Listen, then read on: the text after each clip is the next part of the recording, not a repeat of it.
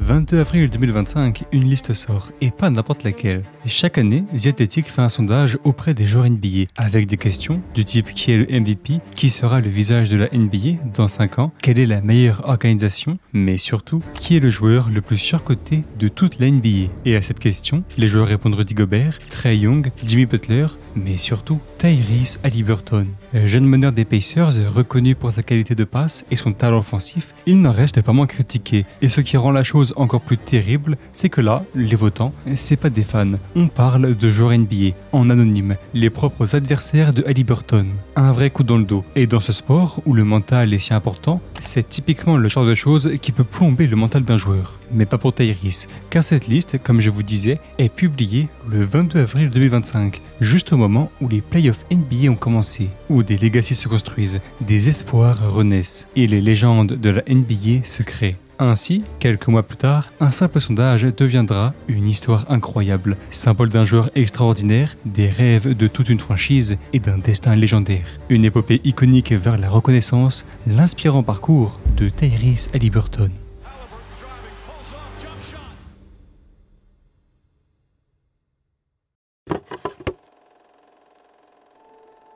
Bon, cette histoire, on va quand même la commencer par son commencement. Et avant d'aller à Indiana, on va jeter un petit coup d'œil dans le Wisconsin, car sa Oshkosh, pas loin de Milwaukee, connaît Tyrese Haliburton le 29 février 2000. Fils de John et Brenda Haliburton, il ne prendra que très peu de temps avant de se mettre au basket. Déjà, parce que son père aime beaucoup ce sport, et aussi parce qu'il est en partie influencé par la forte culture basket du Wisconsin. D'ailleurs, en s'intéressant à la NBA, il va notamment beaucoup aimer Kobe, mais surtout LeBron James, pour qui il a beaucoup de respect. Et quand il voit LeBron tout casser dans la NBA, évidemment, le petit Tyrese a des étoiles plein les yeux et rêve de rejoindre la ligue. Pourtant, il va en avoir des freins, et pas qu'un peu. En middle school, alors qu'il joue avec les Playground Warriors, notamment avec Tyler Herro, aujourd'hui All-Star, avec le Heat, il se fait virer et on explique à ses parents qu'il n'a plus vraiment d'avenir avec le programme. Puis plus tard, avec Wisconsin United, à nouveau avec Tyler Herro, lors de son premier entraînement, un coach ramène son petit-fils de 3 ans pour contrer Haliburton et lui montrer que sa mécanique de shoot est mauvaise. Haliburton sortira de la salle en pleurant. Oui, mais signe de sa résilience et sa déjà belle éthique de travail, il revient s'entraîner, s'améliore sur son shoot et commence à devenir un vrai bon meneur, montrant dès sa jeunesse que peu importe les impasses, il est prêt à faire les efforts nécessaires pour réussir. Et ça va se traduire au lycée. À Oshkosh North High School, il est excellent. Des saisons à 18, 20, 22 points de moyenne, un profil de meneur très créateur avec une bonne vision de jeu. En plus, il sera aidé pour une poussée de croissance, lui faisant dépasser le 1m90. Et dans un incroyable match avec 30 points, il va même aller jusqu'à remporter le championnat d'État. Déjà un accomplissement pour lui, et une preuve qu'il n'a pas travaillé en vain. Malgré ça, il reste sous les radars. Que ce soit son physique assez frêle, ou même d'autres lycéens de sa génération, jugés meilleurs que lui, il n'est en fait pas du tout vu comme un prospect NBA, et on ne s'intéresse pas du tout à lui. Mais vous vous en doutez, il va réussir à faire mentir le monde.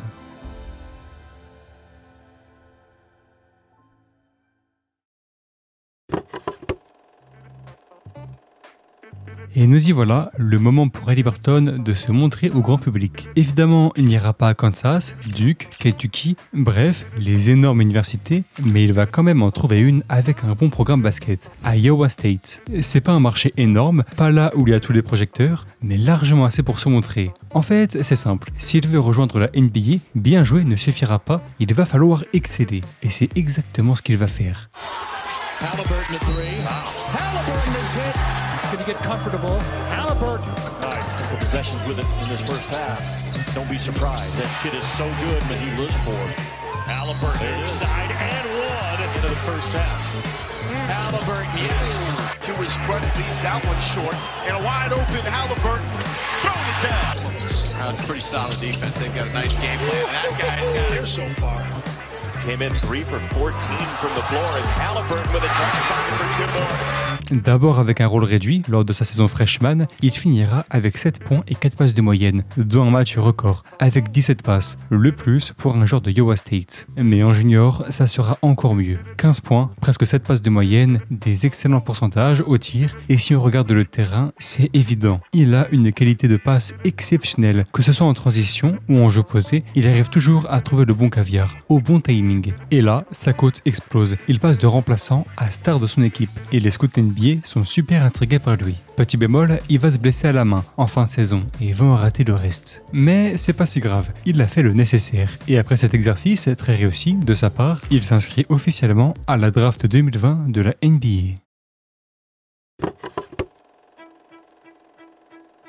Nous y voilà, la draft 2020 de la NBA. Une draft spéciale d'ailleurs, car en distanciel, due à la pandémie. Et à vrai dire, si on regarde aujourd'hui, c'est une super draft. Anthony Edwards, LaMelo Ball, Devin Vassell ou même Tyrese Maxey. Et alors, Haliburton, est-ce qu'il sera pris haut? Bah oui et non. Il sera pris dans ce qu'on appelle les lottery picks, le top 14 en gros, mais vraiment à la fin. Et en même temps, quand on voit comment les scouts parlent de lui, c'est normal. Il est vu comme un potentiel excellent role-player et même comme l'un des meilleurs créateurs de jeux de toute sa cuvée, mais on dit que son potentiel est limité et qu'il ne pourra pas devenir une star. Mais il y a des équipes très intéressées qui voient en lui ce que d'autres ne voient pas, notamment les Dallas Mavericks. Que ce soit le propriétaire, Mark Cuban, et même le coach, un certain Rick Carlisle, ils sont amoureux de son profil. Mais ils n'ont que le 18e pick, alors ils tentent tout. Ils veulent à tout prix monter et ils échouent. Pas de duo Doncic-Haliburton, dommage. Et c'est alors qu'une autre équipe, elle pour le coup beaucoup plus haut, les Sacramento Kings surgissent. Ils n'hésitent pas et ils sélectionnent Tyrese Haliburton.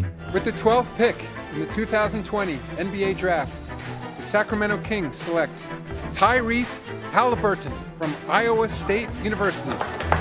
Alors, c'est comment les Kings?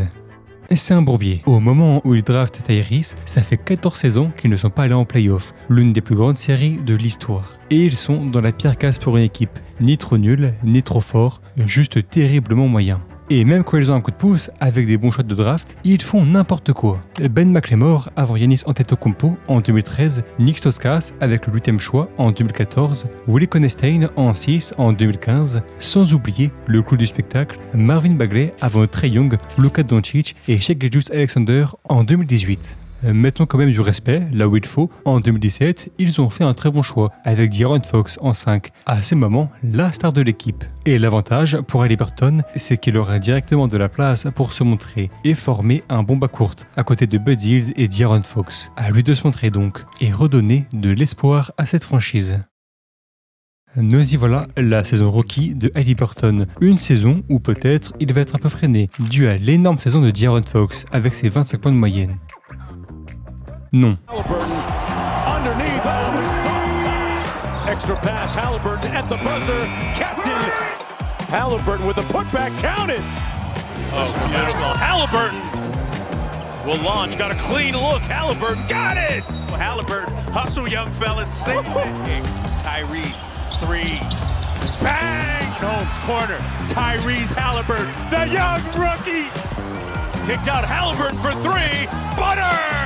Cette saison, il va déjà se montrer comme l'un des meilleurs joueurs des Kings. 13 points, 5 passes, une interception, des actions clutch, du show, tout ce qu'il faut pour taper à l'œil. Et le backcourt Fox-Haliburton marche super bien. D'ailleurs, au-delà du scoring et des passes, Tyrese se fait aussi remarquer par son efficacité. 47% au tir, 40% à 3 points, 85% en lancer franc. Des statistiques rares pour un rookie. Il va quand même se blesser en fin de saison et en manquera le reste, mais c'est juste avant la fin. Et les Kings ne font même pas les playoffs, donc c'est pas grave. Et on peut alors l'imaginer comme un futur pilier de cette équipe. Surtout qu'il va être nommé de la Rookie First Team et sera 3e au vote du Rookie de l'année. Et la saison suivante va le confirmer. En 2021-2022, il passe à la vitesse supérieure. 14 points, mais surtout 7 passes de moyenne, avec toujours une super efficacité. Un joueur propre. Et parfois, quand Fox n'est pas là, ou qu'il prend tout simplement feu, il pose des sacrés matchs. Comme par exemple cette explosion avec 38 points et 7 passes contre les Sixers. Et pour une équipe comme les Kings, qui a besoin de renouveau pour retrouver ne serait-ce que les playoffs, c'est excellent. Ils ont un jeune joueur très talentueux et efficace qui peut se montrer comme le créateur offensif de cette équipe. Et qui sait, peut-être qu'avec plus d'expérience, il pourrait devenir encore plus. Tout ce qu'il faut pour donner de l'espoir aux Kings. Et du côté d'Haliburton, c'est parfait. Il sait créer cette place qu'il combattait tant. Et avec de la stabilité, maintenant, tout ce qu'il a à faire, c'est progresser. Sauf que les Kings, eux, vont en décider autrement. Alors oui, Sur le papier, ce jeune backcourt a tout pour exploser et devenir dominant. Mais le GM de l'équipe, Monte McNair, lui, est assez dubitatif. Ou plutôt, il est impatient. Pour lui, les Kings ont trop attendu. Et avec le niveau incroyable que Fox affiche, c'est dès maintenant qu'il faut aller chercher les playoffs et pas attendre une éventuelle progression de Tyrese. Il veut faire les ultimes changements pour enfin retrouver une culture de la win. Et ça tombe bien, en NBA, il y a la trade deadline, une date au milieu de la saison qui est la dernière chance pour les équipes de peaufiner leur effectif, voire l'échanger. Et McNair en profite. Il échange Haliburton aux Indiana Pacers et récupère Domantas Sabonis, un jeune pivot 2 fois All-Star. Mais pour Tyrese, ce trade, il est terrible. Lui qui a dû gagner la confiance du monde si durement et qui se voyait rester longtemps à Sacramento avec une ville et des coéquipiers qu'il aime, le choc est brutal. Et lui-même le dit, il a pleuré quand on lui a annoncé le trade. Et il ajoutera même plus tard « J'ai eu l'impression qu'on me retirait quelque chose d'important trop tôt. J'étais à fond pour Sacramento. Je voulais être le prochain Chris Webber pour cette ville. Être l'un de ces joueurs qui se font drafter quelque part et construisent une legacy. » Et maintenant, arrivé si jeune dans une autre équipe, il doit changer ses habitudes, se refaire une place. Ça s'annonce compliqué. Mais que serait la NBA sans ces petites histoires, ces petites décisions qui deviennent des raz-de-marée? Et ce que les Kings ne savaient pas, du moins pas encore, c'est qu'en lâchant Tyrese, ils venaient de faire une très grosse erreur. Stunned. Tyrese Haliburton was stunned, Malika. The league is stunned. This is some form of malpractice on the Kings' part. Tyrese Haliburton has been the best player on that team.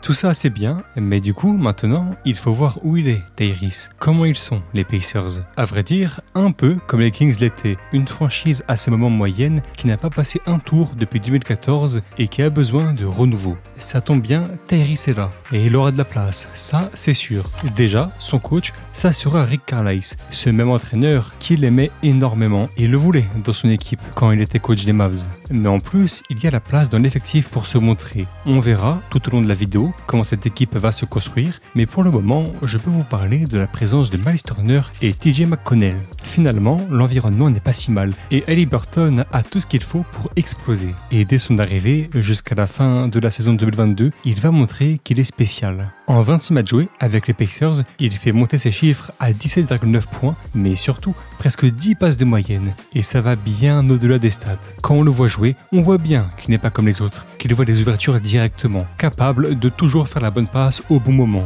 Mais ça ne sera qu'un flash de 26 matchs, et les Pacers ne vont même pas en play-off. Donc à ce moment, ce qu'on demande, c'est qu'il prouve qu'il peut tenir sur toute une saison.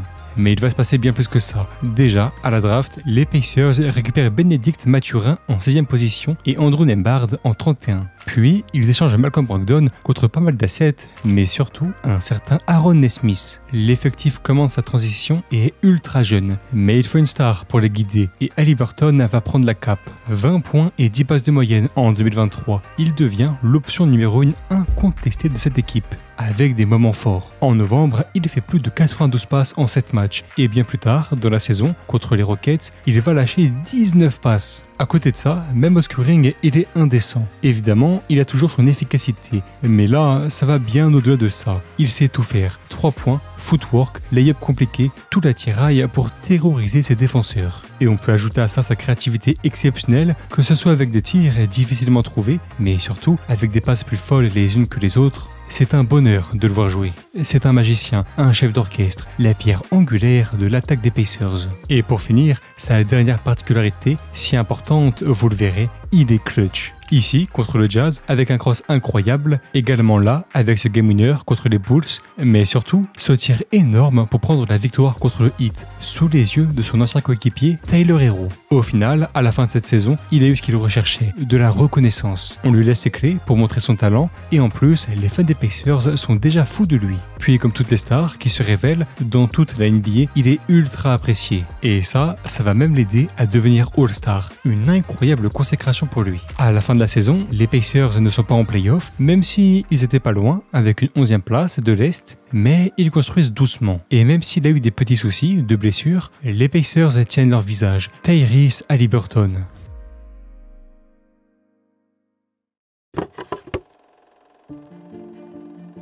La saison suivante, on va encore avoir des petits changements dans l'effectif. Jarrett Walker et Ben Sheppard sont draftés, deux excellents shooters, et en plus, les Pacers mettent la main sur Obi Toppin des New York Knicks. Quelque chose est en train de se construire, et la saison 2023-2024 en sera la preuve. Car alors que personne ne les attendait à un vraiment bon niveau, les Indiana Pacers se débrouillent plutôt bien, voire même très bien. Car avec 47 victoires, ils s'invitent à la 6e place de l'Est, à seulement 3 victoires d'être à la 2e. Un succès incroyable, et au-delà même d'un nombre de victoires qui augmente, c'est une culture qui renaît de ses cendres, des fans en fusion, et le succès qui va avec. Mais alors, comment expliquer une telle réussite? La réponse est évidente, un Haliburton au sommet de son art. 20 points et 11 passes de moyenne, il sera le meilleur passeur de toute la NBA cette saison. Et ça tombe bien, avec un jeu collectif et ultra offensif, comme le veut Rick Carlisle, il est le meneur parfait. Capable de prendre des coups de chaud incroyables. Miles Turner s'en régale à 3 points, Obi Toppin aussi, à l'arceau, mais plus généralement,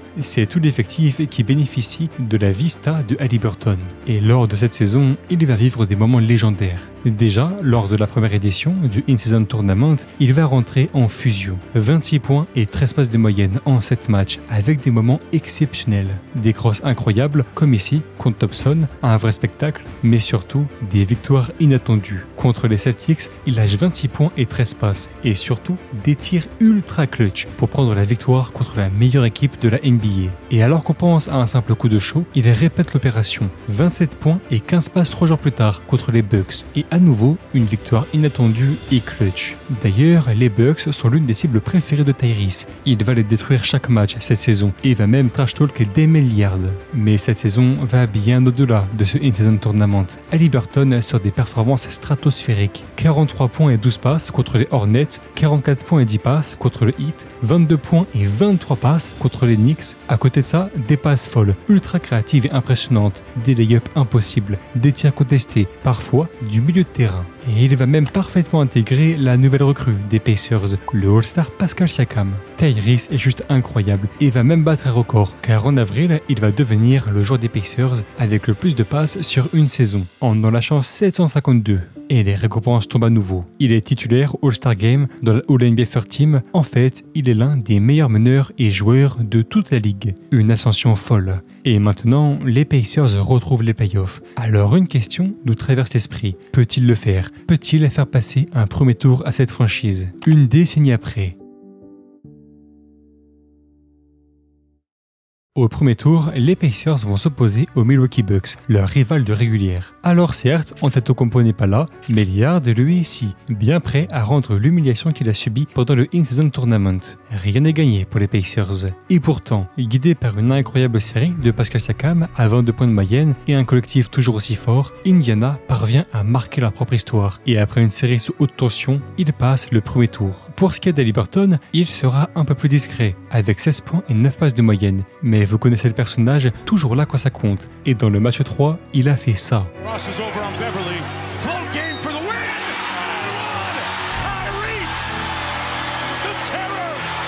Les voilà maintenant au second tour, mais personne ne les voit à leur vrai niveau, décriant notamment le fait qu'ils ont joué une équipe des Bucks détruite par les blessures. Et face aux Knicks, d'un Jalen Brunson en fusion, on ne les voit toujours pas vainqueurs. Et les 2 premiers matchs vont le confirmer, 2 défaites brutales qui rappellent aux Pacers qui ils sont. Pas du tout. Dans le match 3, Haliburton sort 35 points et 7 passes. Et alors qu'ils étaient menés de 10 points dans le 4e quart-temps, les Pacers prennent la victoire, avec ce tir énorme d'Andrew Nembhard. Puis dans le match 4, énorme blowout, 121-89. L'espoir renaît. Mais Brunson n'a pas dit son dernier mot. Au Madison Square Garden, il sort 44 points et 7 passes et prend la victoire. Les Knicks mènent 3-2. Et alors qu'on s'attendait à la fin d'un rêve, les Pacers montrent la force de leur groupe. 2 blowouts de suite, une attaque en feu et un Haliburton avec 26 points et 6 passes de moyenne dans l'ultime match, qui ne manquera pas de trash talk. C'est officiel, ils l'ont fait, les Pacers réussissent à se qualifier pour les finales de conférence. And the Indiana Pacers back in the conference finals, first time in a decade. They're building something special as well. They've got a bunch of young talent and a good mix of veterans with a terrific coach in Rick Carlisle.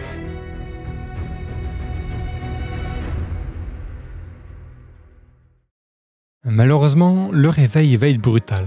En finale de conférence, les Pacers jouent les Boston Celtics, une équipe ultra dominante cette saison. 64 victoires, qui se sont qualifiés en finale de conférence tranquillement, avec un duo Brown-Tatum grandiose. Évidemment, les Pacers ne sont pas favoris, et pourtant, ils se battent. Dans le match 1, ils menaient à 1 minute du terme, avec un Haliburton à 25 points et 10 passes. Mais après un tir fou de Brown, qui force la prolongation, ils vont s'incliner. Ils ont été vaillants, et ont donné l'impression qu'ils pouvaient le faire. Mais le match suivant va détruire leur espoir. Haliburton se blesse et devra manquer le reste de la série. En son absence, les Pacers se battent. Comme d'habitude, chaque match est serré et pourtant aucun n'ira en leur faveur. Et ils se font donc éliminer 4-0 par Boston. Le score est très dur, car alors que les Celtics deviendront champions NBA, personne n'a mieux résisté face à eux que cette brave équipe d'Indiana. Mais vous savez comment sont les fans, et malgré leur run, ils se font incendier. On dit qu'ils n'avaient rien à faire là, qu'ils ont gâché la finale de conférence, qu'ils ont simplement profité des blessures face aux Bucks et même face aux Knicks. En fin de compte, ce qui se dit, c'est qu'en l'état, jamais cette équipe ne sera capable de reproduire ce type de run.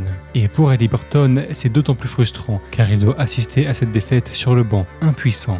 Mais il le sait mieux que quiconque. Lui, Rick Carlisle et les Pacers en général ont créé quelque chose. Et c'est dans les grandes défaites que les grandes équipes se créent. C'est donc avec l'esprit déterminé qu'ils se préparent pour la saison suivante et surtout pour prouver leur valeur.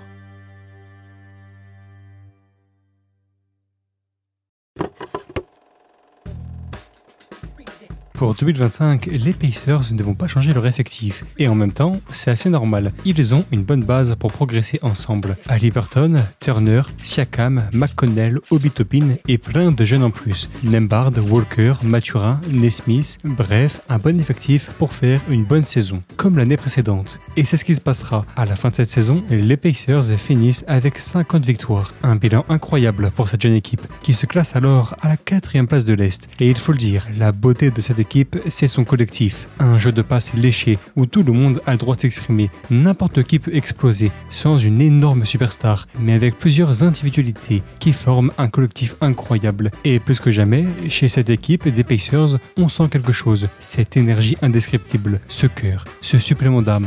Puis pour ce qui est d'Haliburton, il va continuer à faire un incroyable spectacle que voici.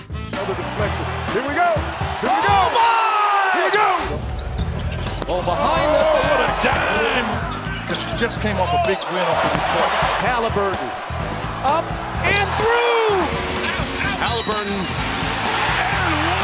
Un spectacle toujours aussi fou, mais que serait Tyrese Haliburton sans des tirs clutch? Cette saison, il va sortir ce 3 points avec la faute pour prendre la victoire contre les Bucks et même ce 3 points pour forcer la prolongation contre les Sixers. Et une chose encore plus folle avec lui, c'est la propreté de son jeu. Lui qui porte énormément la balle et fait beaucoup de passes, ne perd qu'un peu plus d'une balle par match. Il devient même cette saison le joueur avec le plus de matchs à 20 points et 10 passes sans perte de balle et le seul joueur de l'histoire de la NBA avec plusieurs matchs à 30 points, 15 passes, toujours sans perte de balle. Puis comment ne pas parler de ces 2 matchs à Paris contre les Spurs de Wembanyama, où même s'il en perd un des 2, il offre de belles actions et apprend au public français à mieux le connaître. Bref, une saison totalement réussie pour lui, sans aucun doute. Maintenant, les Pacers n'ont pas oublié l'humiliation contre les Celtics et sont prêts pour une nouvelle campagne de playoffs.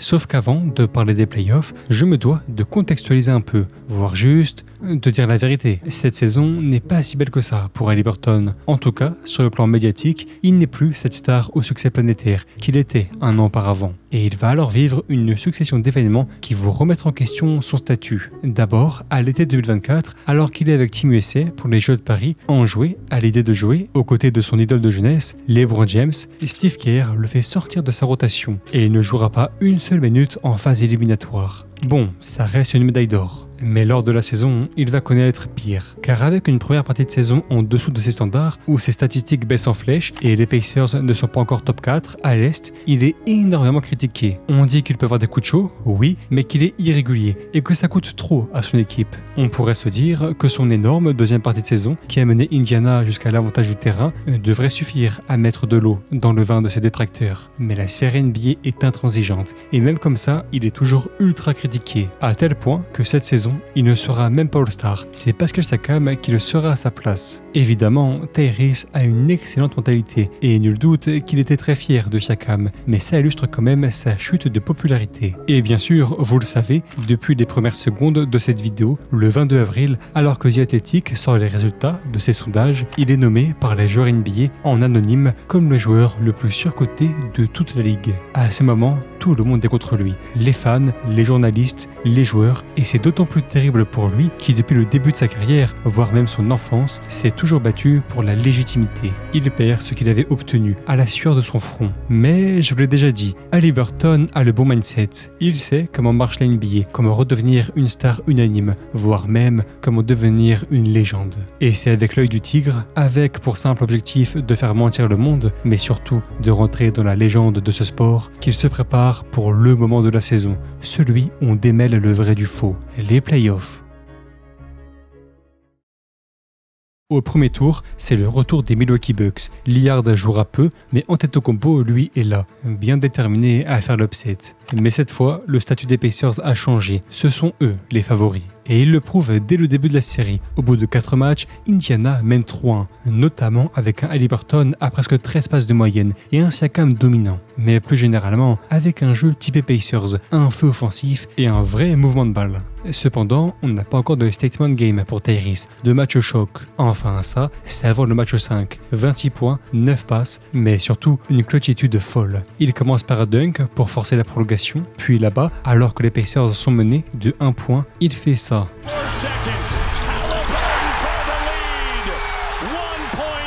C'est fait, les Pacers sont au second tour. Et Haliburton se fait remarquer, déjà par son père, qui s'embrouille avec Antetokounmpo, mais surtout pour son niveau dans la série. Au second tour, cependant, c'est un autre morceau, c'est le cas de le dire. Les Cleveland Cavaliers, 64 victoires, meilleure équipe de l'Est, avec le quator Mitchell, Allen, Garland, Mobley en fusion. Ils viennent de détruire le Heat, 4-0, une équipe qui fait peur. Et évidemment, personne ne voit les Pacers gagner. Mais Haliburton n'a pas fini, il a encore soif de reconnaissance. 22 points et 13 passes dans le match 1, 1-0 pour Indiana. Néanmoins, si le premier match est un coup de marteau, alors le second est un coup de tonnerre.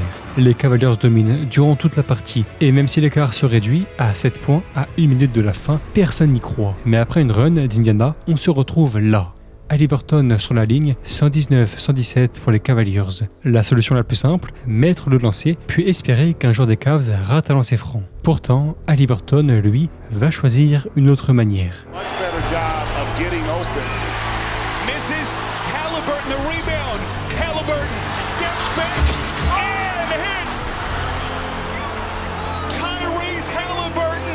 Les Pacers récupèrent totalement l'avantage du terrain, un exploit énorme. Et après un match 4 collectif, dans le match 5, Tyrese rentre à nouveau en fusion. 31 points, 6 rebonds, 8 passes et la victoire. Les Pacers sont de retour en finale de conférence. Et là, c'est un statement énorme. Ils viennent de faire tomber le numéro 1, la meilleure équipe de leur conférence. Place aux finales de conf maintenant, dernière étape avant les finales NBA. Et un adversaire de taille, mais inattendu. Car là où beaucoup attendaient les Celtics, ce sont les New York Knicks à nouveau avec Jalen Brunson, mais avec Michael Bridges et Karl Anthony Towns en plus. Dans le match 1, ces Knicks prouvent qui ils sont. Towns et Brunson sont tous les deux énormes, et à seulement 1 minute de la fin, ils mènent de 9 points. De quoi gagner, évidemment. Sauf pour les Pacers. Aaron Nesmith, role-player obtenu à l'été 2022, est en feu. 6 shoots à 3 points dans le dernier quart-temps, plus que 2 points d'écart et 7 secondes à jouer. Le moment que choisit Haliburton pour faire ça.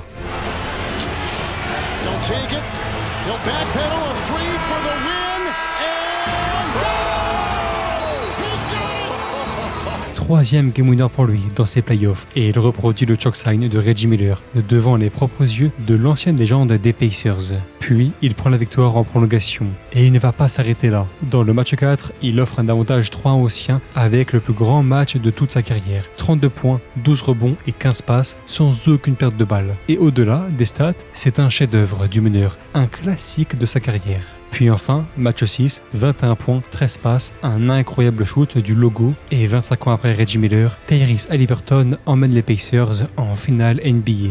It's been a quarter of a century since Indiana has gone to the finals. For the first time in 25 years, they're going to the NBA Finals.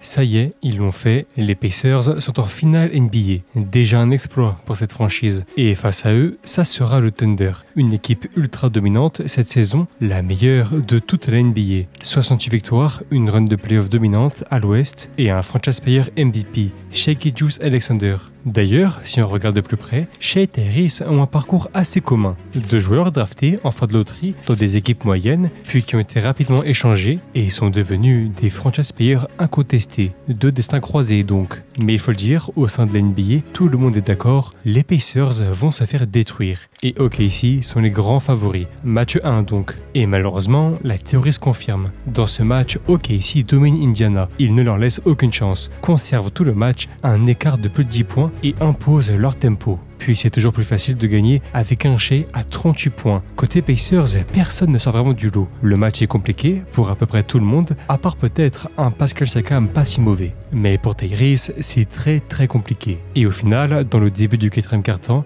Jalen Williams met le coup de grâce, un dunk en transition pour mettre le Thunder 15 points devant les Pacers.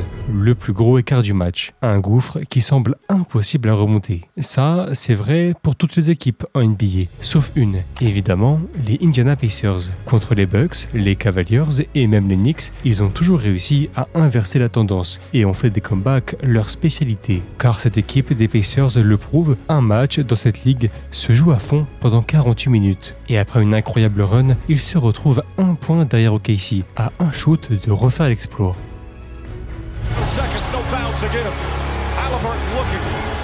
Driving, pulls up, jump shot. It's good! It's good! With 3/10 of a second remaining. Timeout, OKC. Oh, Tim! Oh là là là là! Oh le but! À la dernière seconde! Caruso looking, throws it up on the rim, knocked away, and Indiana takes game one. Mais le rêve va devoir s'arrêter. The Thunder have taken the NBA by storm. For the first time, the NBA champion resides in Oklahoma City. The storybook season is complete. Congratulations, you're the 2025 NBA champions.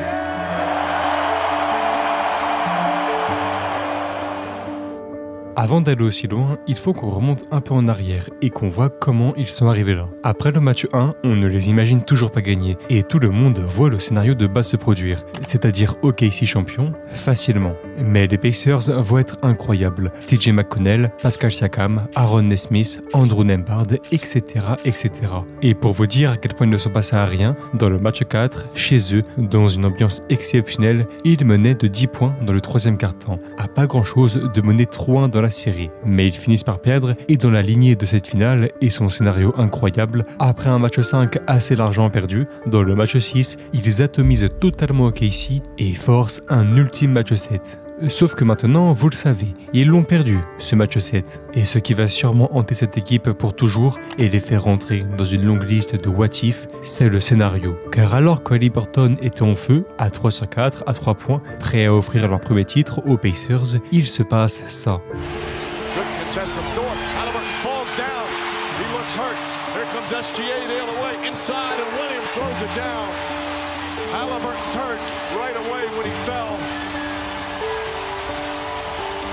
Blessure au tendon d'Achille, une des pires blessures possibles pour un joueur. Et rien qu'à sa réaction, on le comprend, Tyrese Haliburton ne retournera plus sur le terrain. Les Pacers restent un collectif et même sans leur meilleur joueur, ils vont se battre, menant même à la mi-temps. Mais dans la deuxième période, on le sent, c'est trop court. Tyrese, lui, assiste à cette défaite hors du terrain, dans les vestiaires, impuissant. Mais il prendra quand même le temps de féliciter ses coéquipiers, qui dans ce match et même la campagne se sont toujours battus. Ça ne change rien à la dramaturgie de la chose, et cet incroyable parcours d'un joueur et son héroïque campagne de playoff va finalement devoir rentrer dans les récits sombres de la NBA. Un échec incroyable et l'écroulement des espoirs d'une franchise déchue.